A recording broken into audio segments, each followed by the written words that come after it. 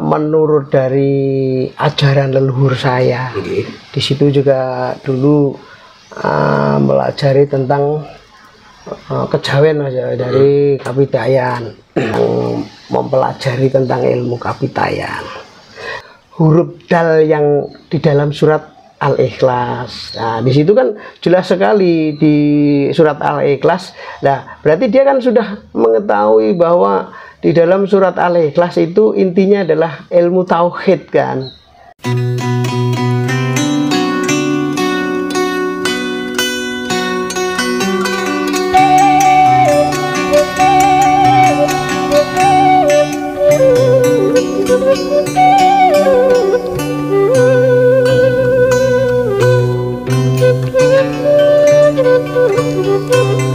Apakah Islam kejawen itu sesat?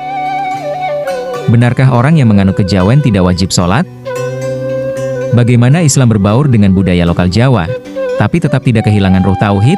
Di video ini, kita akan membahas secara mendalam tentang Islam kejawen, dari sejarah, praktik, hingga kontroversinya. Jangan lupa klik subscribe dan nyalakan loncengnya, agar kamu gak ketinggalan konten-konten sejarah dan budaya mendalam seperti ini.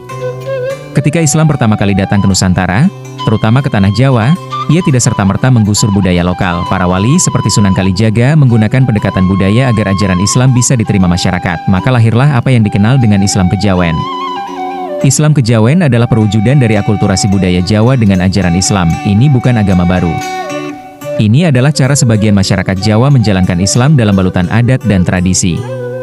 Islam kejawen biasanya menekankan pada spiritualitas, bukan hanya sekadar menjalankan ritual, tapi lebih pada pencarian makna hakikat hidup. Mereka seringkali menggunakan simbol-simbol lokal, seperti tapa, puasa dan laku prihatin, meditasi atau semedi filosofi keseimbangan jagat cilik dan jagat gede. Namun, disinilah mulai muncul kontroversi.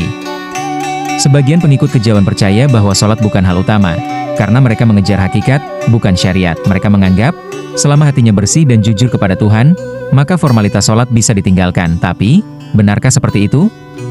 Dalam Islam, sholat adalah tiang agama. Bahkan Rasulullah bersabda, perjanjian antara kami dengan mereka adalah sholat. Siapa yang meninggalkannya, maka ia telah kafir. Banyak ulama menjelaskan bahwa syariat dan hakikat itu saling menyempurnakan. Tak mungkin seseorang mencapai hakikat tanpa menjalani syariat. Syariat adalah jalan. Hakikat adalah tujuan. Kalau kamu ingin sampai ke tujuan tapi menolak jalan, bagaimana bisa sampai? Sekali lagi, syariat adalah jalan. Hakikat adalah tujuan. Kalau kamu ingin sampai ke tujuan tapi menolak jalan, bagaimana bisa sampai?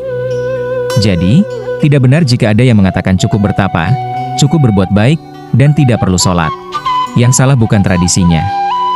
Tapi ketika tradisi dianggap lebih tinggi dari wahyu, disitulah letak kesesatan. Kita boleh melestarikan budaya, asal tidak menyalahi akidah. Sama seperti gamelan yang dimainkan untuk dakwah, atau wayang yang diisi nilai-nilai Islam. Selama itu menjadi jembatan, bukan penghalang, Islam kejawen tetap bagian dari Islam.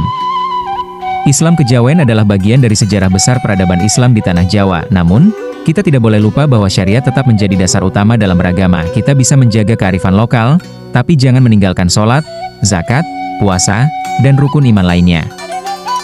Kalau kamu punya pandangan tentang Islam kejawen, atau pernah bersinggungan langsung dengan praktiknya, tuliskan pendapatmu di kolom komentar. Jangan lupa klik like, subscribe, dan bagikan video ini kalau menurutmu bermanfaat. Orang Jawa beda dengan kejawen ya. Kejawen sudah identik. Kejawen mungkin bisa dimaknai satu cara berkeyakinannya. Menurut Allah sebagian di masyarakat Jawa, sehingga disebut dengan kejawen. Saya orang Jawa ibaratnya. Nah, bisa dengan cara ritual-ritual yang ada di masyarakat Jawa, dan kita pun tidak boleh mencaci karena ini pun juga diambil dari orang tuanya. Nah, kan, tapi yang nggak boleh juga ini dikatakan itu bagian daripada Islam. Kalau bertentangan dengan Islam, kita kan bertentangan tanpa mencaci dong.